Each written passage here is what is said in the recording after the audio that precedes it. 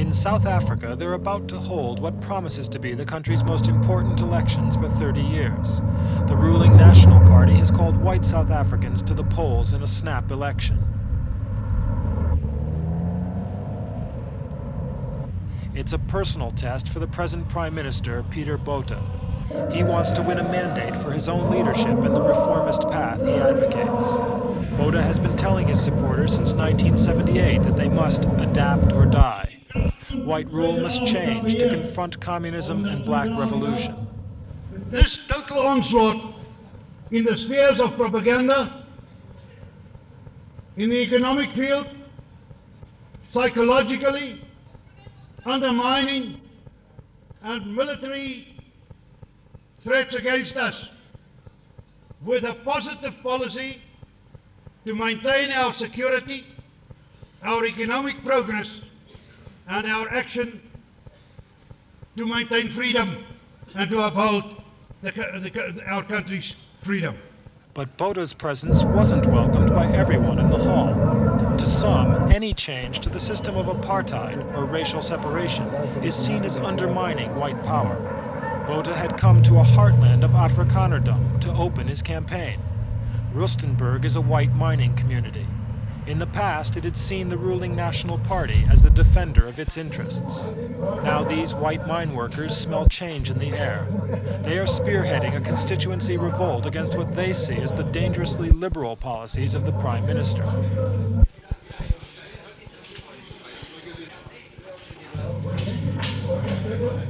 These men work in a boom industry. Mining, especially gold, is fueling an 8% growth rate in South Africa. But the white workers here are frightened. They believe any loosening of the apartheid system will let black workers into their reserved jobs. Some right-wingers, for example, claim that Mr Botha's government is planning to allow black miners to obtain blasting certificates. So in Rustenburg and in other constituencies, white workers are turning to racial hardliners. Within the National Party, that means to the Verkramptes, the rigid ones. Men like Dr. Andreas Trunicht, who look back to Dr. Verwoerd's strict conception of separate development. I refer to something Dr. Verwoerd said in 1961. In 1961 in London. He said, I can see a development of a Commonwealth of South Africa. A Commonwealth where blacks and whites can cooperate as separate and independent states. In short, a policy of good neighborliness based on two principles: political independence and economic interdependence. Political independence and economic interdependence. A Commonwealth where blacks and whites can cooperate as separate and independent states. But even Dr. Trunicht himself is facing a fierce challenge. The Verenigde Nasionale Partij, or HNP for short, stands for an even more rigid position. It was founded in 1949 by ex-nationalist MPs. The first leader, Dr. Albert Herzog, was a former Minister of Posts and Telegraphs. Although the HNP received a great deal of publicity at its first outing in the 1970 election, it didn't win any seats. Jaap Marais, another ex-National Party MP, succeeded Herzog. Marais believes that the HNP is the only party that will preserve the Afrikaner heritage. 11 years ago, he outlined his differences with the National Party. Three areas: foreign policy, economic policy, the execution of the policy of separate development, and in the relation between Afrikaans and English. Do you feel, in fact, that the Prime Minister has become too liberal? Well, you may call it liberal. I don't know in what sense you use the word, but I think he's become too soft. That view is still the HNP position. Today, though, the message seems to be winning greater support. The hardliners are coming to the fore. Recent polls show a sharp drop in the committed Afrikaner support for the government. Since 1979, the HNP's share of the electorate has doubled to nearly 8%. Clearly, it's still not going to replace the National Party in power, but it's hoping to win its first parliamentary seats. The psychological impact of that would be far greater than the electoral one. Support for the hardliners could dramatically curtail Mr. Botha's reforms and strengthen the right wing in his own party. The election's been summed up as a contest between the Verkramptes and the super Verkramptes.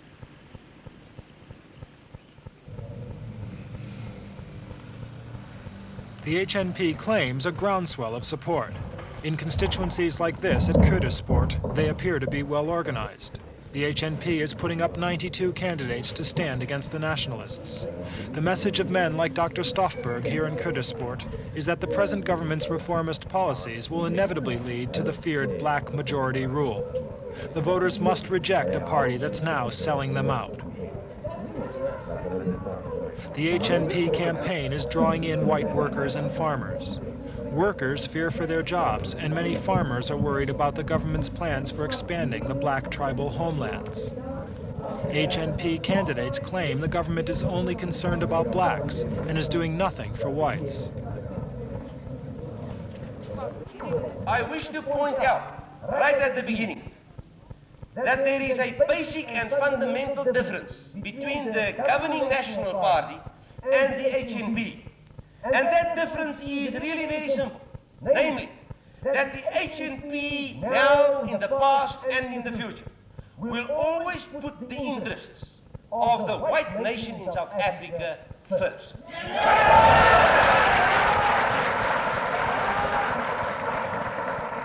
Already, the HNP have flexed their muscle to block some of the Botha initiatives. Recently, it led a campaign against incorporating white towns into black homelands. In recent months, influential economists have warned the government that its policy of creating homelands for its different black peoples was not working. The homelands couldn't support their populations. Despite repeated claims, blacks like these in the Ciskei were not better off than blacks in African countries further north.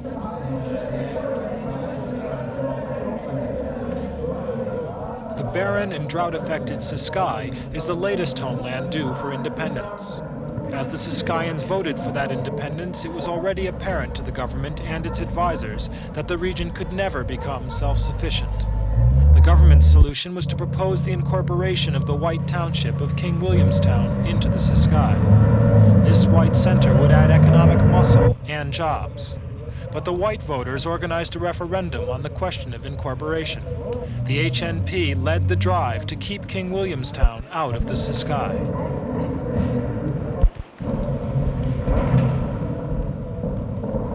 The vote was overwhelmingly against incorporation, a result that was particularly embarrassing for the government.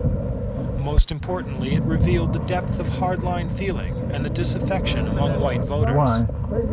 I've been a nationalist all my life, and when TV broadcast the issue of King Williamstown being incorporated, I then started realizing that with all the irregularities that have taken place through the past years, this was the final straw. I just couldn't take it.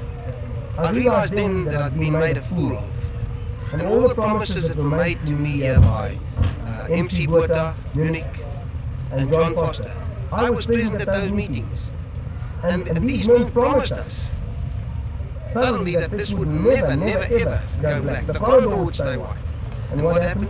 They deceived me. And I realized then that the time had come for me to do something about it. And I resigned for number one, to get out of them. I don't want to be associated with them at all, henceforth. The third major political group, the Progressive Federal Party, seems out of touch in this contest of the hardliners. The PFP opposes the homeland policy and the whole structure of separate development. Although led by Afrikaner Frederick van Zyl Slappert, the PFP has its main support among liberal English-speaking whites. Slappert sees Botha'S reforms as totally inadequate. But his main emphasis is against the siege mentality of the right, and especially of the HNP. Either you withdraw into a lager of siege politics, and it's very easy to whip up fear to do so. You can use the zwart gevaar bogey if you want to. You can terrify the elderly and the pensioners. They do that. I know, I've heard it. And then you've driven them all into the lager. And you then ask them to put their heads in the sand and to ignore the problems of the future. Or else, that is what and that is the clear position of the HNP, by the way, ladies and gentlemen. They say it with disarming frankness, as a matter of fact. They don't even feel ashamed about it, they just say, no.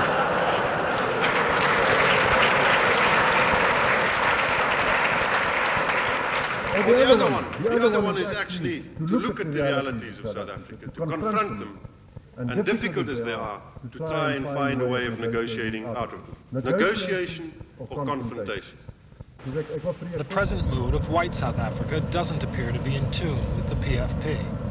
Last September, for example, in the English-speaking constituency of Simonstown, the National Party candidate stood against major reform. By contrast, the PFP candidate, cricketer Eddie Barlow, argued that major reforms were needed in a country in crisis. Yes, many people have said that South Africa is reaching a point of crisis. It's very difficult to exactly pinpoint when and if this will occur. I do believe that over the last couple of years, and particularly the last couple of months in South Africa, we have had a situation where this crisis point is in fact becoming very much more real by the day. We're torn by riots, by strikes, by violence, by bomb throwing in coloured townships. And I think that crisis point is coming ever closer. I think what is important, though, is that the Nationalist Party today is in a situation where virtually all the academics in South Africa, parastatal bodies such as the Bureau of Economic and Social Research, are in fact saying that separate development, the Homeland policy, is in fact not working.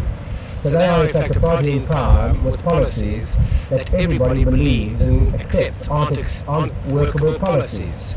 Dramatic changes were not supported by this electorate. John Wiley of the National Party scored a surprise victory. The results seemed to indicate that even English-speaking white voters were not convinced that change was necessary. Even the moves which Mr Botha had been announcing to tinker with the policy of apartheid were alarming enough for some. The Prime Minister's policies do not seek to alter the structure of apartheid fundamentally. His reformism aims first at petty apartheid. Whites would still retain political and economic power. That would not be shared. Instead, Mr Botha appears to be trying to alter the most visible aspects in order to mollify world opinion and gain the support of some sections of the non-white population. The dismantling of petty apartheid has already made some progress. Strict racial separation in some areas, such as on these Cape beaches, is being relaxed, although even here integration isn't complete. On some beaches, the signs remain. There are also physical barriers separating different beach areas, and new fences are being erected. The municipal police, though, are under orders not to enforce apartheid, merely to curb antisocial behavior. In practice, there's little real change. On the white beaches, there are no blacks, only whites trying to get a tan.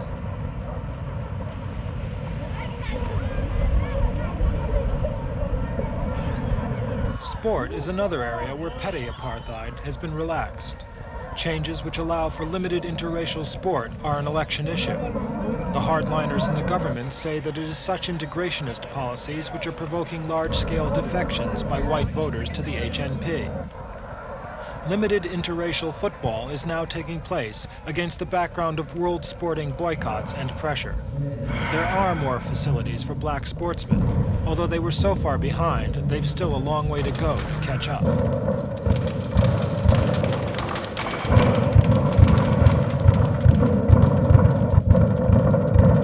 Those in favor of more integration in sports see it as a way of gaining international approval, creating conditions where investment will continue to flow in. But how real are the changes that are taking place? The trainer of this and other black boxers doesn't believe that full integration is at hand.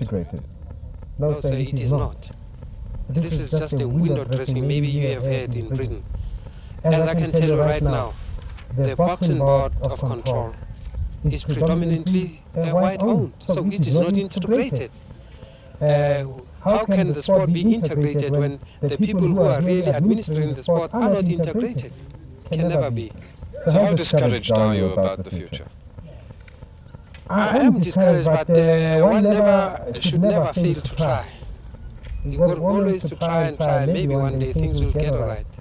There are many who are not prepared to wait, and their numbers are growing. Last June, members of the ANC guerrilla group launched their most spectacular raid into South Africa. The target was an installation of the South African Oil Company. Guerrilla raids are still rare, but in the black township of Soweto there is a mood of growing militancy. To these blacks, Mr Botha's reforms change little, and the election campaign is largely irrelevant. South Africa's blacks outnumber the whites 5-1, but they have no vote in national politics. Instead, they are turning to confrontation. A recent newspaper poll in Soweto showed that a majority of blacks feel change to the apartheid system will only come by violent means. Mr Botha's reformism seeks to keep the lid on this unrest and deflect the grievances of non-whites. Social calm is an imperative for economic and political progress. As part of the government's reform program, it has sought to introduce compulsory education for blacks. The move was met with a school's boycott. Blacks protested that far from introducing educational equality, the move was an attempt to impose an inferior Bantu education system on their children. Black schools were closed down in December last year, and the pupils gathered to protest. School boycotts are seen by black radicals as a legitimate weapon with which to fight for the redress of grievances.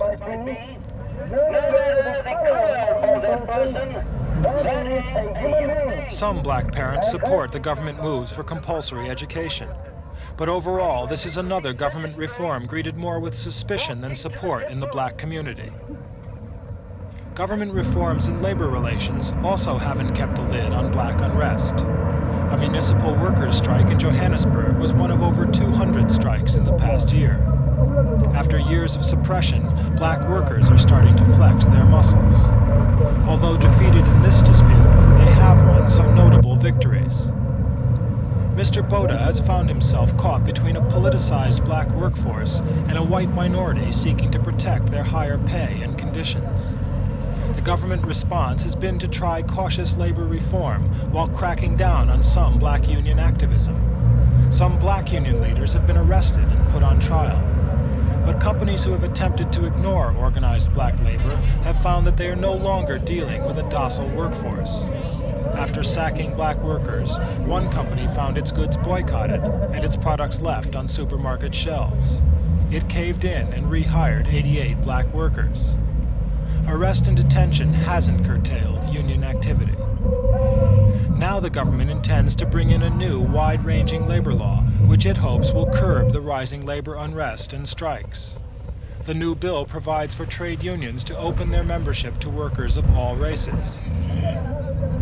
Also part of the reforms, however, are new controls, including the regulation of unions' political activities.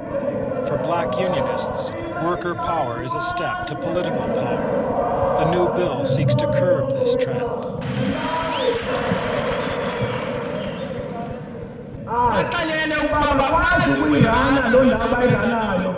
The backlash against the proposed legislation has come from white manual workers. The HNP has tried to make election capital by claiming that the National Party is no longer the white workers' friend. So, although the blacks don't have a vote in this election, they're very much a part of it.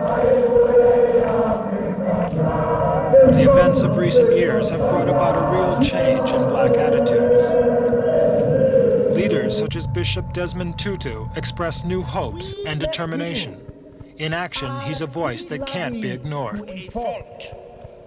We say to the bereaved, be comforted. God is with you. We say to the black community, be comforted, be strengthened. God is with you. God is on your side. Because your cause is a just cause. Because your cause is a righteous cause. And you will overcome. Freedom must come. We know we shall overcome oppression. We know we shall overcome injustice and exploitation. We shall overcome. We shall overcome because our God is the great liberator God. He is the God of the Exodus. The God who is always on the side of the oppressed. We know At Pretoria government buildings last August, Mr Botha's government gave some recognition to Bishop Tutu's pleas. The Prime Minister met with the bishop and other multiracial religious leaders. The meeting was called to explore vital race questions. Clearly, it was a move by the government to try to accommodate moderate black opinion. Whether the conference made real progress was not revealed. Had they, for example, discussed the fundamental political question of one man, one vote in South Africa? Not from our side. I mean, we didn't say one man, one vote. But as I say, I mean, the substance of what we were saying is, I mean, we want a common citizenship in an undivided South Africa, and citizenship means you have to have a vote, you have to have those rights that are inalienable. The very idea of one man, one vote for blacks runs against the whole structure that is apartheid.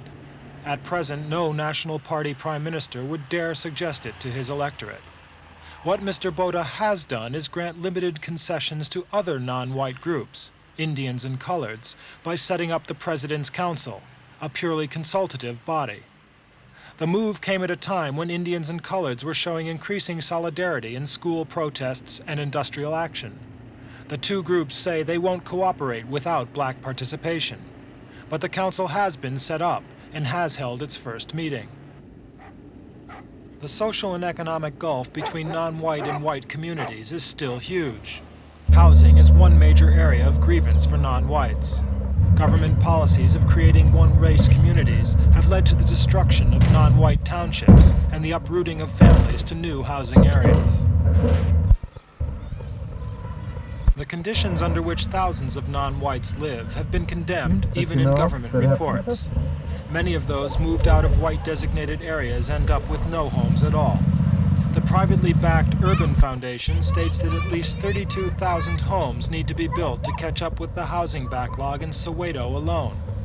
The creation of black homelands has not reversed the exodus to the urban centers. In crowded settlements, blacks often sleep 4 or 5 to a room. Few houses have proper floors and are built mainly of ash or smooth earth. These are the conditions which are breeding the new militancy.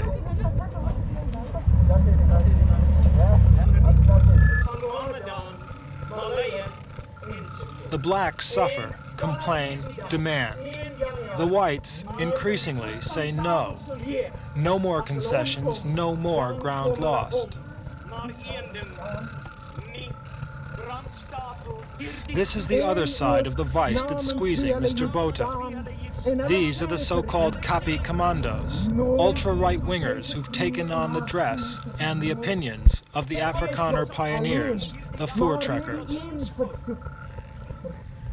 Their language is archaic, their emotions, too, are steeped in the past. Here, they're commemorating the thousands of Afrikaner women and children who died in British concentration camps during the Boer War. But there's a very up-to-date point to it, too. Because at this ceremony, earlier this year, they were bringing a protest to Mr Botha about the President's Council, which they saw as an act of weakness, even of treason. For them, Botha's reformism is collaboration with terrorists and barbarians. Their group is small, but they voice the fears of many.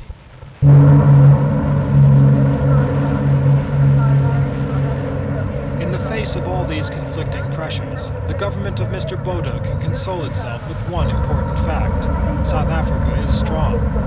The security forces are the best equipped on the continent and well able to deal with threats from without or within. That is a comfort for Mr Botha, but it's not one that he can hug to his chest for very long.